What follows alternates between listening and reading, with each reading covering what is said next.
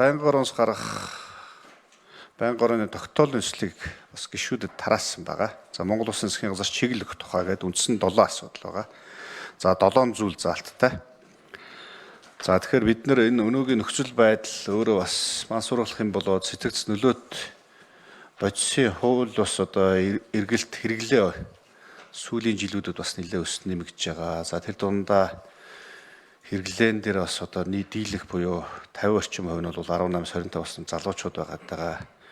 За энэ төрлийн гэмт хэргийн гаралт одоо бас нэлээд нэмэгдэж байгаа. За энэ төрлийн одоо шинэ төрлийн эргэлт өөрөө нэмэгдэж байна гэж байгаа. За гаднаас болоод дотоодын эргэлт бас өөрөө нэлээд өснө нэмэгдэж байгаа. Тэгэхээр энэ үндснээр үндэслээд одоо энэ асуудал бол мансууруулах юм болоо сэтгцэд нөлөөт бодис буюу бид нар бол ерөнхийдөө бас томорон томьёолж хэлээд байдаг нь хар тамхи гэж яриад байдаг. Энэ асуудал бол өөрөө нийгэмд учирч байгаас нэлээд томоохон аюул занал болж байна. Тэгэхээр энэ төрлийн бодисоос хор нөлөөс үрдсэн сэргийлэх үүднээс бол бид бүхний хувьд энэ тогтоолын төслийг бас байнгоноос оруулж ирж байна. За үндсэндээ одоо үндэсний аюулгүй байдал болоод цаашид бас одоо хамгийн эрүүл мэнд бол нэлээд сөргөнлөлт юм асуудал болж байгаа учраас за энэ дээр засгийн газар чиглэх хугацаатай үүрэг даалгавартай 7 зүйл заалт өгөхөд тогтоолын төслийг босруулж оруулж ирсэн байгаа. За гишүүд бас бид бүхэн хаалттай уралдаан дээр бол мэдээллүүдийг сонсоод гишүүдээс тодорхой санал зөвлөмжүүдийг бол бас авсан.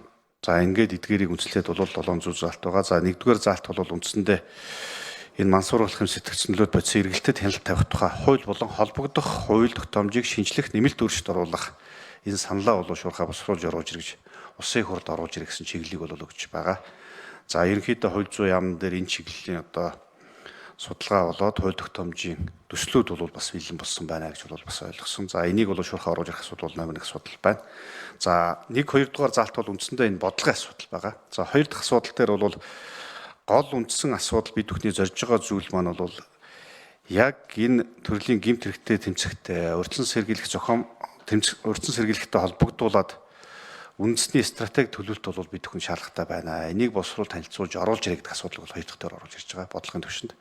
За энэ бодлогыг гаргахаас өмнө бол номер 1 онцгой анхаарах ёстой асуудал маань бол энэ өөрөө юу юм бэ гэхээр бид бүхний хувьд энэ альва энэ боддог шийдвэр юмнууд маань бол судалгаан дээр суурилсан байх ёстой байгаа тань. Тэгэхээр одоо үндсэндээ энэ мансууруулах юм болоод сэтгц нөлөөлөх бодисын өнөөгийн нөхцөл байдал маань өөрөө ямар байгаа. Хэрэглэгчийн хариуцсан хандлт судалгааг нэгдүгээр тий гэдэг асуудлыг бол бас энэ 2 дугаар зүйл залтаар бол гаргаж ирж байгаа шүү. Тэгэхээр судалгаан дээрээ суурилж иж энэ үндэснийхээ стратеги төлөвлөлтийг хийх нь байна. За цаашид хийгдэх бодлогын өөрчлөлтүүд бол шинжилтүүдийг бол хийх ёстой байна гэсэн энэ асуудлыг бол оруулж ирж байгаа. За тэр дотроо бол бид бас энэ чиглэл болгож байгаа зүйл маань бол хэрэглээтэй тэмцэх чиг үүрэг бүхий байгууллагын тогтолцоо.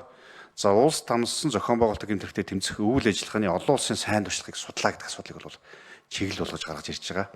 За дээрээс нь энэ төрлийн гэмт хэрэгтээ тэмцэх урьдчилан сэргийлэх зохион байгуулалт, хөрөнгө оруулалт, техник технологи, хүний нөөцийн чадвар, эдийн засаг, нийгмийн баталгааны асуудлыг нь бол цогцоор нь шийдвэрлэх юм үндэсний стратеги төлөвлөлтийг бол босруулад, танилцуулаад за ингээд энийг бол одоо үндэсний хэмжээнд хэрэгжүүлэх гэдэг асуудал бол орж ирж байгаа. За 3 дахь 4 дахь асуудал бол та бүхэнд онцолж хэлэхэд бол үндсэндээ энэ мансууруулах ийм сэтгц нөлөөт бодистой холбоотойгоор энэ чиглэлийн эргэлт хэрэглээтэй холбоотойгоор үндсэндээ одоо бас холбогдох байгууллагуудаас мэдээлэл авахд бол үндсэндээ дотоодын эргэлт бол голлох дийлэх үеийг бол эзэлж байна. Тэр дотроо бид бүхний яриад байгаа энэ асуудал маань бол дотоодын эргэлт дотроо жортой жоргүй эмийн асуудлууд хамгийн гол асуудал болж байна. Үндсэндээ бид нар мансууруулах бодис гэж яриад байдаг. Жоргуугээр хууль ёсны эмийн эргэлт буюу хууль ёсны эмийн хэрэглээ өөрөө бол бас энэ дотоодод нэлээд өндөр болсон байна. Тэгэхээр энэ дотроо бол бид нар бас нэлээд одоо хяналтанд авах зайлшгүй шаардлагатай байна. Тэгэхээр энийг бол мэдээж дотоод гадаад жагсаалтын асуудал байгаа. Жагсаалт.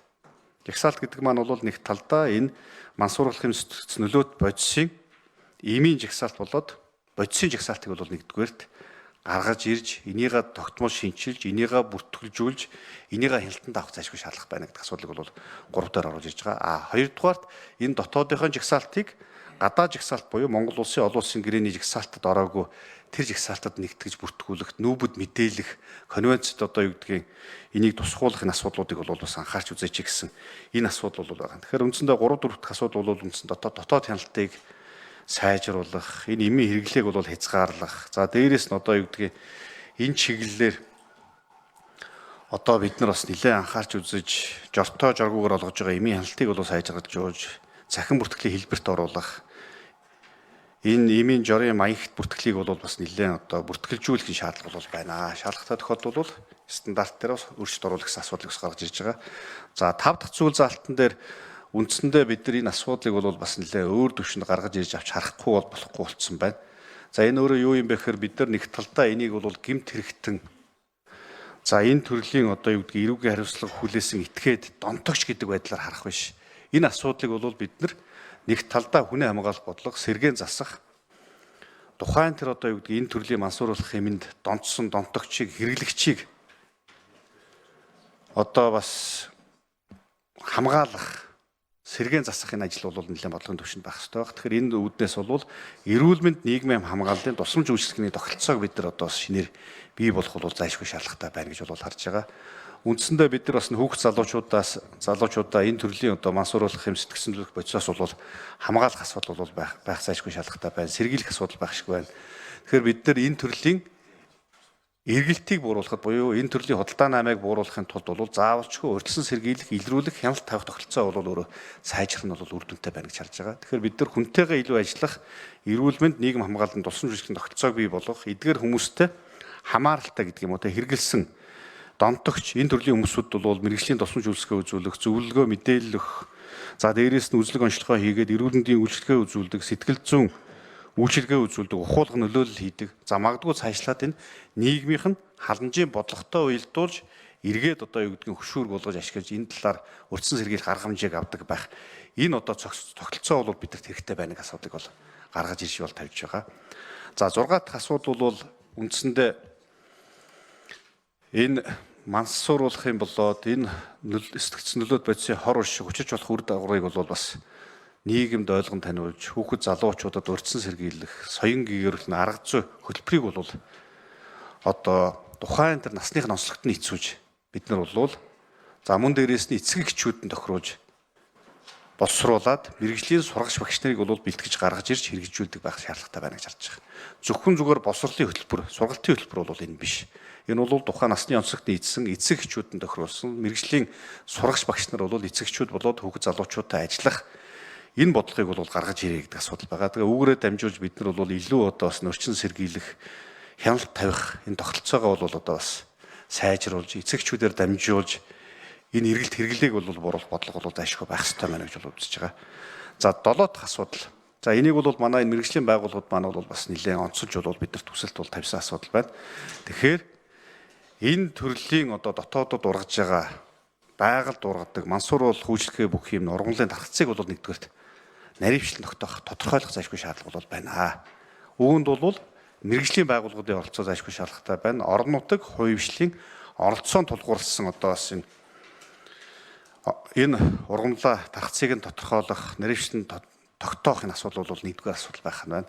За хоёрдугаарт бол гол тавьж байгаа зүйл бол зөвхөн зүгээр энэ устгалын ажил дээр каннабис буюу олсны ургамал, за марихуана гэж нэрлэгддэг энэ ургамлыг бол манад ургаж байгаа, байгаль ургаж байгаа, зэрлэгээр ургаж байгаа энэ ургамлыг устгалыг оновчтой болгохын тулд бид нар зөвхөн цагдаагийн байгууллага, хууль зүйн маань асуудалтай тэмцдэг биш. Энэ бүх талын оролцоо бол байх ёстой. Тэгэхээр энэ дээр зааж өгсөн зүйл бол устгалын ажлыг оновчтой үр дүнтэй хэрэгжүүлэх удирдлага зохион байгуулалтын арга хэмжээг аваа гэдэг асуудлыг тавьж байгаа. Тэгэхээр үндэсний зөвлөл дээр хар тамхитай тэмцэх үндэсний зөвлөл хороон дээр бол энэ асуудал дээр бол бүх талын оролцоог хангах, орон нутаг удирдлагууд, аймаг дүүргийн засаг дарганаар, мэрэгжлийн байгууллагууд, магадгүй тэр ургамлын судлалын хүрээлэнгүүд гэдэг юм уу те. За дээрээс нь энэ чиглэлээр магадгүй бас газар тариалан чиглэлээр үйл ажиллагаа явуулж байгаа байгууллагууд хувь ижлийн оролцоон дээр тулгуурлаж энийг бол үндэсний хэмжээний зохион байгуулалтын арга хэмжээ, үр дүнтэй удирдлага зохион байгуулалтын бодлого болгож гаргаж ирж хэрэгжүүлсэн зүйтэй гэсэн ийм 7 зүйл заалт бүхий одоо бодлогыг бол бас оруулж ирж байгаа гэдгийг та бүхэндээ ингээд товчхон танилцуулах шаардлагатай байна. За ингээд энэ тогтоол хэрэг одоо өнөөдөр байнгын ороогоор хилцэгдээд байнгын орон гишүүдийн дэмжлэг аваад батлагдах тохиолдол бол бас байнгын ороноос цаашид авах хэмжээтэй холбогдуулаад бас нэг зүйлийг одоо төлөвлөж байгаа зүйл маань бол эх 7 хоногийн 1-р өдөр За цагдаагийн ерөнхий газрын хар тамхитай тэмцэх газартаа бол бас байнгын орооны гишүүдээр очиж танилцах энэ шаардлагууд бол байна гэж харж байгаа. Одоогийн ажиллаж байгаа бүтэц орон цай чадварыг нь за цаашид энэ байгууллагын албан агч нараас тогтвол суурьшилт ажиллах нөхцөл болцоог нь бүрдүүлэх. За мөн дээрээс нь одоо юу гэдгийг хэрэгжилж байгаа техник тоногдох хөрөмж хэрэгсэл гэдэг юм уу. За мөн одоо энэ байгууллагын мэргэжлийн энэ хүмүүсүүдийн санаа оноо, санал шүүмж засаглал тогтолцоог бид нар бас нэг яаж олон улсын шигт нийцсэн бүтэц зохион байгуулалттай сайн туршлага дээр суурилж илүү өөрчлөлтийг хийх үү гэдэг асуудлууд дээр бол бас очиж ярилцъя гэсэн. Энэ одоо бол төлөвлөгөө бол бас байгаа эх 7 өдрийн нэгд өдөр. За хоёрдугаарт холбогдох энэ байгууллага дээр очиж танилцсны үндсэн дээр газар дээр нь очиж мэргэжлийн одоо бас ажилчид албаагч нартай уулзаж учирсны үндсэн дээр бол бид нар цаашид байнгын орооноос саяын 1-2 дугаар асуудалтай холбоотойгоор ажлын хэсэг гаргаж энэ хууль эрх зүйн орчин засаглал тогтолцоотой холбоотойгоор бол ер нь бас байнгын орооноос давхар засгийн газар хуулийнхаа төслийг оруулж ирэх хугацаанд тогтолцооны өөрчлөлтийг хийх магадгүй цаашид энэ шаардлагатай үндэсний стратеги төлөлтийг босруулж авах хугацаанд бол бас улсын их хурл бол бас яг энэ холбогдох байнгын ороо буюу манай байнгын ороо мэргэжлийн байнгын ороо энэ дээр ажлын хэсэг гаргаж бол ажиллая. За ингээд шуурхаа одоо арга хэмжээ авч за магадгүй энэ 8-9 сар ихт бол байнгын ороонд улсын их хурлын холбогдох бодлогын төслүүдийг бол оруулж ирээд батлаад ингээд өөрчлөлтүүдийг хийгээд шаардлагатай төсөв мөнгө хөрөнгө оруулалтын асуудлуудыг эх оны төсвөөр бас шийдэрлээд явъя гэсэн энэ төлөвлөгөөтэй байгааг та бүхэндээ бас ингээд танилцуулах байна.